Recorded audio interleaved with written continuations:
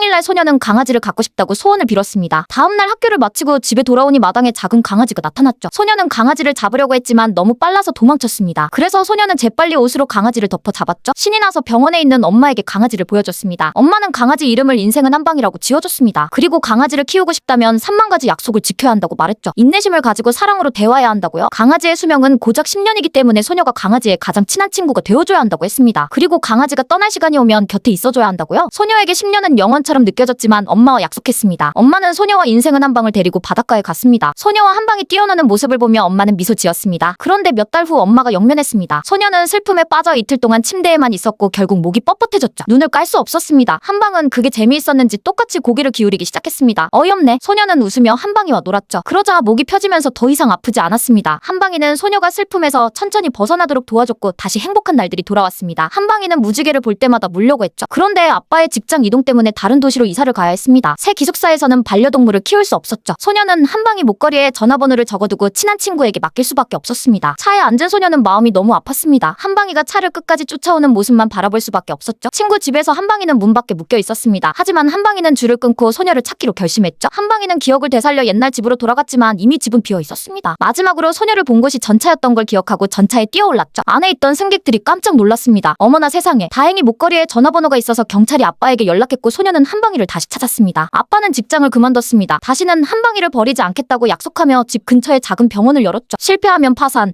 성공하면 혁명 아닙니까? 10년이 흘렀습니다. 소녀는 대학을 졸업하고 동물원에서 일하게 됐습니다. 점점 바빠지면서 집에 갈 시간이 없었죠. 집에 가도 스트레스 때문에 한방이를 자주 방 밖으로 밀어냈습니다. 인성 왜 이래? 한방이 곁에는 아빠만 남았죠. 소녀는 눈치가 없었습니다. 한방이가 늙어가고 있고 본인도 늙고 있다는 걸. 한방이는 더 이상 무지개를 보고 뛰어오르지 않았습니다. 어느 날 한방이는 계단조차 오르지 못했죠. 그제야 소녀는 한방이와 함께한 지 10년이 됐다는 걸 깨달았습니다. 며칠 후 아빠가 전화했습니다. 한방이에게 시간이 많이 남지 않았다고요. 하지만 소녀는 동물 수술이 있었습니다. 떠날지 망설이다가 아빠가 10년 전 한방이와 한 약속을 상기시켜줬죠. 소녀는 즉시 집으로 달려가 죽어가는 한방이를 안았습니다. 아빠는 엄마가 남긴 스크랩북을 건네줬습니다. 그 안에는 소녀와 한방이의 30만 가지 약속이 기록되어 있었죠. 소녀는 자신이 그중 몇 개밖에 지키지 못했다는 걸 깨달았습니다. 울면서 한방이에게 사과했습니다. 마지막 약속을 읽을 때 한방이는 천천히 눈을 감고 소녀의 손 위에 발을 가만히 올려놨습니다. 소녀가 한방이 이름을 불렀을 때 10년이 정말 눈 깜짝할 사이에 지나갔다는 걸 깨달았죠. 아빠가 계집을 청소하다가 한방이의 보물을 발견했습니다. 한방이와 소녀의 사진이 한가득 쌓여 있었죠. 아마 소녀가 없을 때 한방이는 그 사진들을 보며 외로운 밤을 버텼던 것 같습니다. 사진 속에서 엄마가 남긴 편지도 발견했습니다. 한방이가 내 자리를 대신해서 너의 멋진 어린 시절을 함께할 거야.